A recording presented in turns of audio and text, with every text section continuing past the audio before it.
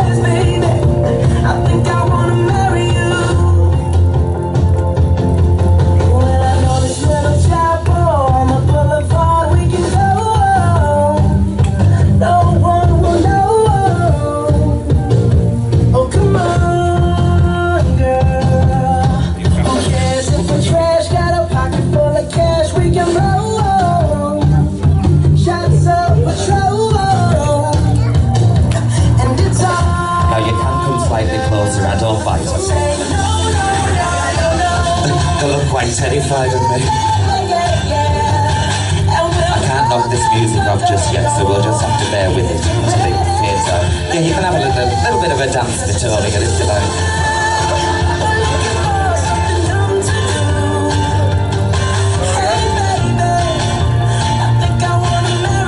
I'll have a drink of my pint before I do this bit. Right, good afternoon everybody, or are we in evening yet? No, not quite.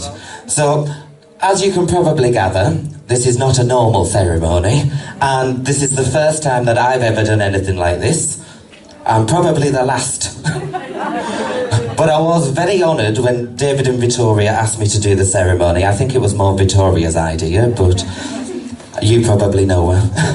And probably know that it is. At first I thought she was quite mental when she first asked me, and then I actually met her, and my feelings haven't changed, to be honest. They're both quite crazy. However, I do get to do something a little bit different and very new to me, which makes me a virgin. And all of you love virgins as well, for the next half an hour. I bet last time Nana was a virgin, Emmerdale Farm was still an allotment. And it's not every day that you've got a cock in a frock looking like Big Bird doing the ceremony, to be fair.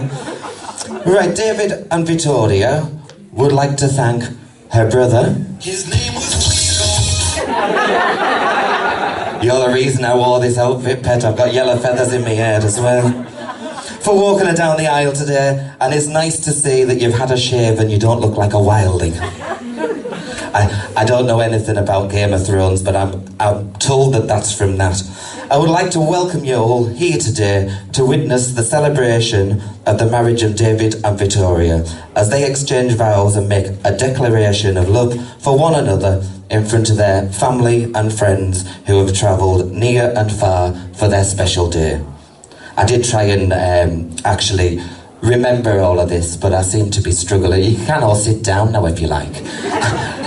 I actually forgot about that bit. I left you all standing. You forgot to write that bit in, love. David and Victoria had a rushed wedding the first time and never got to share the day with family and friends. So I'm going to take you back through their relationship and have a journey through their life together. And if I have got any of this wrong, I do apologise, but I can't change it now. They first met in an extremely romantic setting, a friend's kitchen. At least it wasn't Tinder or Plenty of Fish. I'm sure a lot of you have met people off there. And I'm actually looking at Abby there when I'm talking, but I did notice you there, love. Well, they weren't around back then. Their eyes met across the kitchen, and she looked at him and thought, and he looked back and thought, it's working. They had an instant attraction, and in 18 and a half years, that hasn't changed. got the dates right so far. Very good, I'm doing well. David's probably going to hate this next bit, but David's job at the time was merchant. I didn't find a song with that bit in. And he was set to be deployed to Afghanistan, so they quickly got married so that Victoria would be looked after if anything happened. Who said romance was dead? So as David went merchant, Victoria was left at home with Mason. Where is Mason? All right, darling, how are you? I'll talk a little bit more to you later, Pat. Have you got your reading ready? Look at the look on his face. I'm only joking, love. You can read me a bedtime story later if you like. Right, I've lost where I was now. I went to... Oh, there we go. She was heavily pregnant at the time with Bailey on David's return from... That's the last time, David, I promise. And she had doubled in size. That was her words, not mine. David took one look at her and thought... I like big boots and I cannot lie. I like big boots and I cannot lie. I like big boots and I cannot lie. He looked at her 3 times. In 2003, Dave left. Sorry, I had to put it back in again, I couldn't resist. He actually left the Royal Fleet Auxiliary. Did I get that right? Hey! Sorry, but I couldn't find any songs with that on. So he started to work as a bus driver and has been there ever since. And if anyone has ever been on a bus with Dave, you will know not to stand in front of the blue line and don't park in a bus stop, because he will honk the horn. I have been on a bus when he's done that. Mind you, I look different, I don't get on buses like this. But I am going to bingo later if anyone wants to join me. Oh, I know I've done that bit. And there we go. Victoria said to me, he's a creature of habit, is our Dave. And I guess he must be, as he's marrying you twice. They had another child in 2008, which brought them Dexter, who is now 11. Is that right? Hey, I'm doing well. Throughout their marriage, they have had some ups and downs, but remain a strong family unit and want to share that with you all today. David and Victoria were either busy with the family that they had, or had a normal marriage, and sex seemed to stop, as there's quite a big age gap between the kids. So I'm guessing either someone babysat about 3 years ago, and you either tried for another baby and said, or, when alone, you just got to it and went. You thought I was going to do the swear word, didn't you? Fabulous. And they now have Jackson, who is 2, and I'm guessing this is Jackson in the fabulous blue frock. We now come to the declaration of intent. And the one thing I must ask, has anyone got any reason why these 2 should not be married again?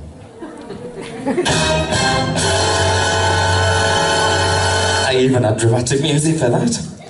Right, I'll do the groom first, alright?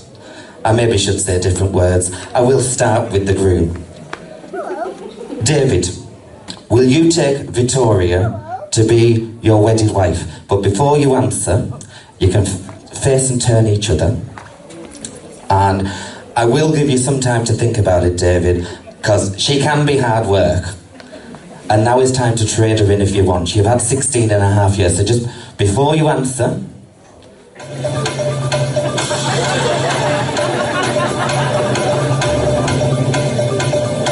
We'll give you a minute. That's not quite, it's 10 seconds. Are we ready?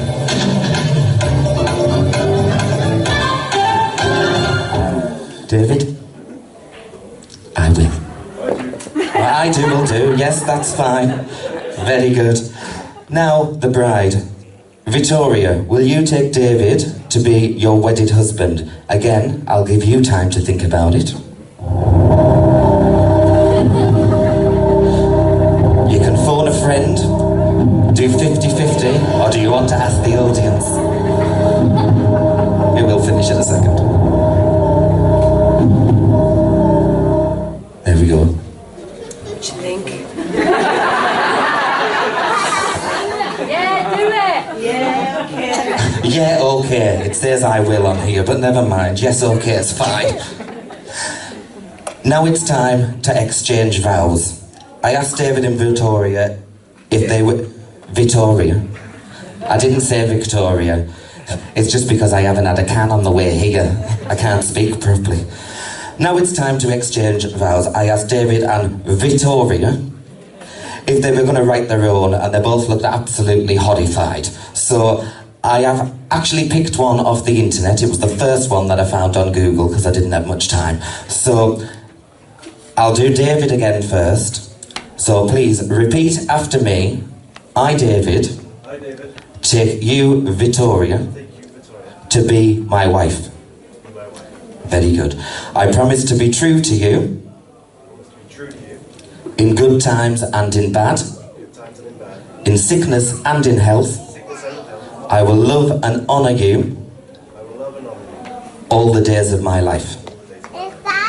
Fabulous. Now, Victoria. I, Victoria, take you, David, to be my husband. I promise to be true to you in good times and in bad, in sickness and in health. I will love and honour you all the days of my life. Fabulous. Now it's time to exchange rings. Who has the rings?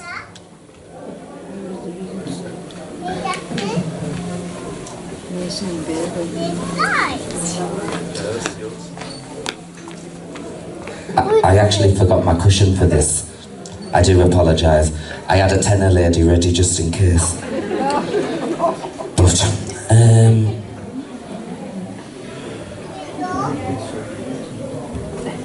right, David, please repeat after me. I give you this ring as a daily reminder of my love for you. You can pop it on a finger. Fabulous. Victoria, please repeat after me. I give you this ring as a daily reminder of my love for you.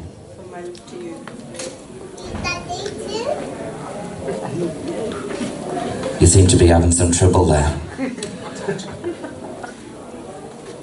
I've got something that can help with that later. Oh no, you've got it on. I was going to say, I've got some Vaseline in my case somewhere.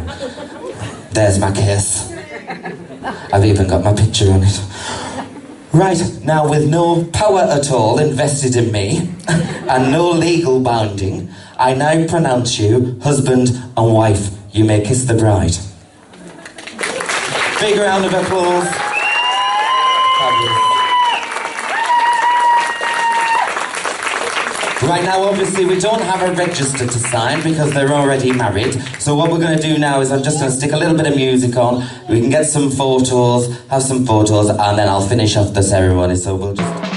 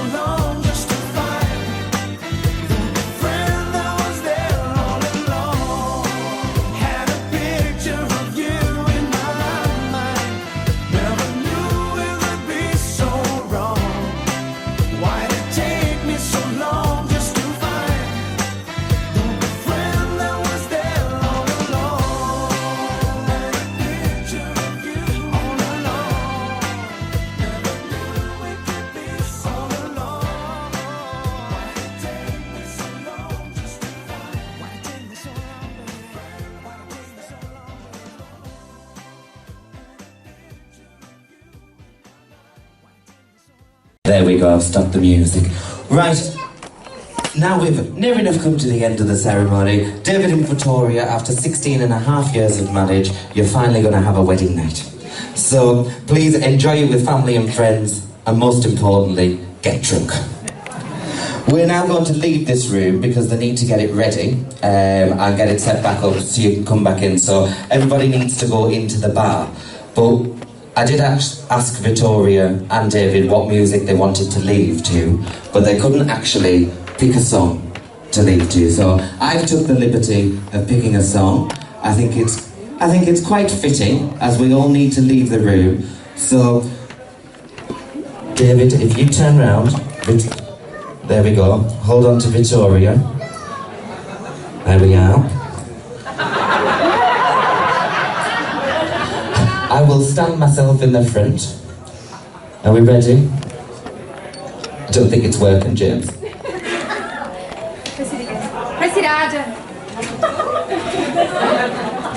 James, it's not working.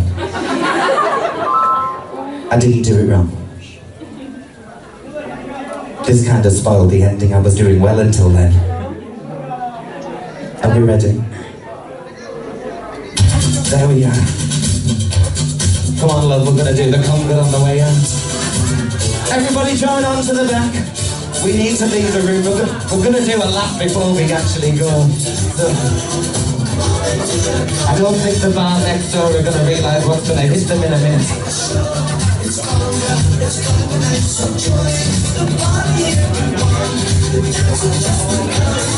I have some weird ideas. Are you managing there, Victoria? Are you getting stood up? Should we go a little bit slower? Right. I don't know if we can manage going around again. Victoria's gonna... There we go. Are we ready? We're going into the bar. So everybody join on. Yeah. Is the bar ready? We're actually doing the conquering. There we go.